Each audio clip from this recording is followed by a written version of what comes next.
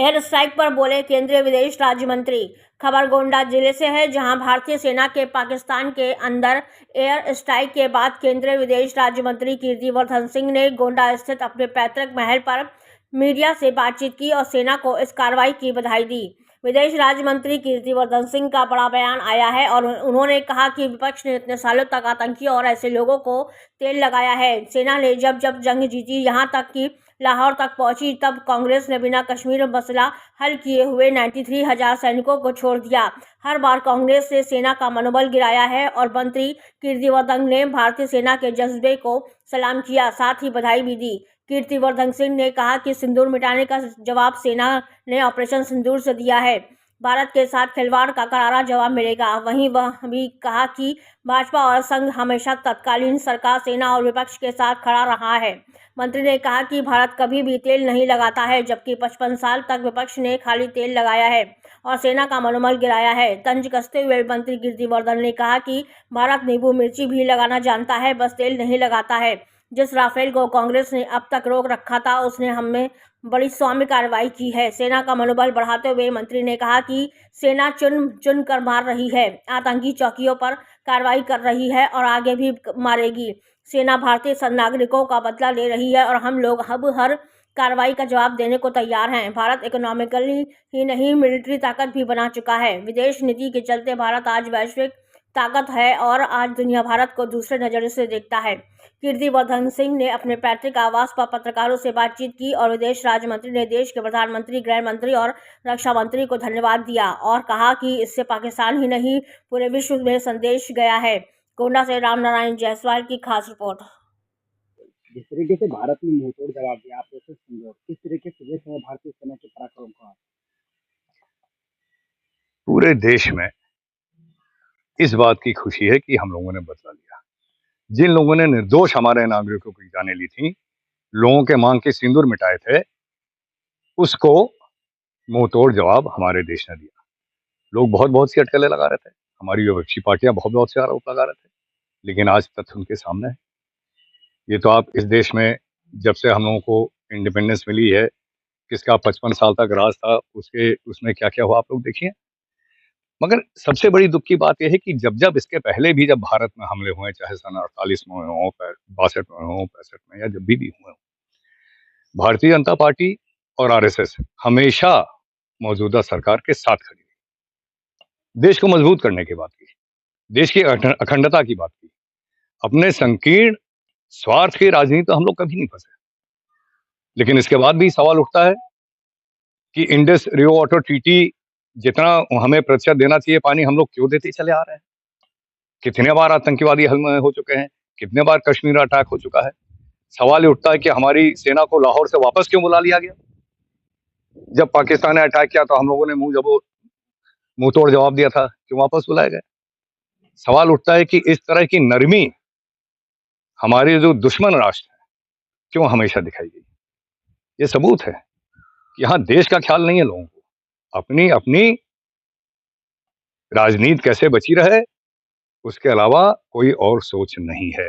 और किस तरह जो एक विचारधारा है कि हम ही वही लोग हैं जो इस देश पे राज करेंगे, उसका तो जनता जवाब दे ही चुकी। पहलगाम में हमले के बाद जो आपने बताया कि सिंधु जल समझौता तुरंत रद्द कर दिया गया था, तो क्या ये कोई कूटनीतिक चाल थी या किस तरीके, क्या भारत क्या प्रदर्शित करना चाह रहा था कि सिंधु जल? भारत तो ये प्रदर्शित करना चाह रहा है कि हम लोगों के साथ खिलवाड़ करेंगे तो जवाब मिलेगा। हम लोग अभी तक उदारता दिखाते चले आए, लेकिन उदारता की जवाब में मिला क्या है? कश्मीर में हजारों कश्मीरी पंडितों का नरसंहार हुआ, भगाए गए। हर जगह हमारे जवान मारे गए, सिविलियंस मारे गए। यही तो हम लोगों को मिला है उदारता के उपलक्ष्य में। तो हम लोगों को हम क्यों उदार? हमारे पास क्या राज नहीं है?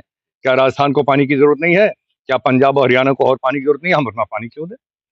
हर बार जब भी सैन्य कार्रवाई हुई है तो लोगों ने सबूत मांगे हैं, विपक्ष ने भी सबूत मांगा है, केजरीवाल ने भी मांगा था। इस बार जयराम रमेश ने ट्वीट किया है और विपक्ष का कहना है कि हम सैन्य कार्रवाई में इसमें पहलगाम पे जो बदला लिया है भारत ने, उसके साथ खड़े हैं। कैसे देखते हैं कि क्या ये जो जो भारत सरकार है उसकी ये जो कार्रवाई है उसको लेकर विपक्ष भी औंधे मुँह गया, या फिर कैसे देखते हैं?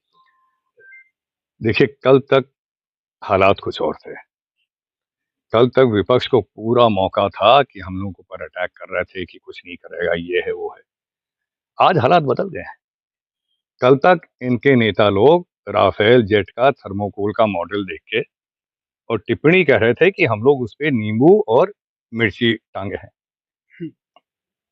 वही राफेल जेट जिसको ये लोग 2017 से रोके हुए थे, नहीं आ पाया था। हमारी सरकार आई, राफेल जेट आया। आज जो कुछ भी हमले हुए हैं कल रात को राफेल जेट द्वारा हुए हैं।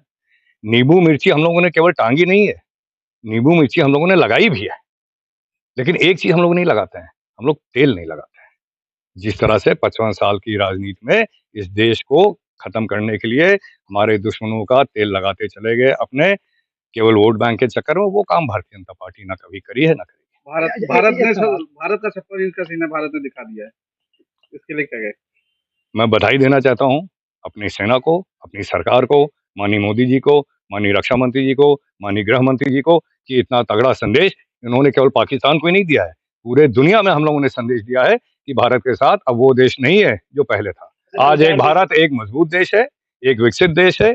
हम लोग इकोनॉमिकली सबसे ज्यादा तेजी से बढ़ रहे हैं और हम लोग अपने नागरिकों की सुरक्षा के लिए चाहे देश के अंदर हो चाहे देश के बाहर हो हर कदम लेंगे। जिस तरीके से वहाँ के पीएम ने कहा कि इसका मुंहतोड़ जवाब देंगे, जिस तरीके से भारतीय सेना ने पराक्रम दिखाया है, किस तरह उनके बयान को आप देख रहे हैं, रो रहे हैं वहाँ के लोग।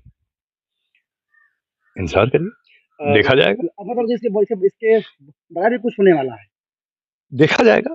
क्योंकि एक दो देशों हम लोग हर कार्रवाई का जवाब देने को तैयार दो हैं। चार देशों को छोड़कर बाकी पूरा जो विश्व है, ग्लोब पूरा भारत के साथ खड़ा है आतंकवाद के खिलाफ। सबने ये कहा कि बदला लेना चाहिए। कैसे देखते हैं, भारत की विदेश नीति है या फिर? ये एकदम भारत की विदेश नीति है और हम लोगों ने जब से भारतीय जनता पार्टी की सरकार केंद्र में आई है हर कदम पर हमने विदेशी देशों का भी साथ दिया है। कोविड जैसी महामारी में लाखों वैक्सीन हम लोगों ने फ्री में बांटी है। हमारे माननीय प्रधानमंत्री जी छोटे से छोटा देश भी हो तो वहां जाते हैं, वहां के लोगों से बात करते हैं। हमारे विदेश मंत्री जी भी लगातार दौरे पे रहते हैं। हम लोग की विदेश नीति में बहुत बदलाव आ गया है। आज भारत एक विश्व में उभरता हुआ एक ताकत है, केवल इकोनॉमिक ही ताकत नहीं, एक मिलिट्री ताकत भी है और एक हम लोगों का इतना बड़ा एक मार्केट है। आज विश्व में जब हर तरफ तमाम सारी चीजें बिजनेस इकोनॉमी को लेकर तमाम सारी बातें हो रही हैं, उत्पन्न हो रही हैं, तो पूरी दुनिया अब भारत को एक दूसरे नजर से देख रही है। तो सीमा पर लगातार फायरिंग चल रही है, ऐसे में सेना को किस तरह से आप जोश भरेंगे आप? मेरा सेना से यही कहना है कि छांट कर पता कर करके जहां भी हमारे दुश्मन के आर्टिलरी गन्स हैं जो बमबारी कर रही हैं उनको ठिकाने को नष्ट करें और हमारे ख्याल से नष्ट हो भी रहा है।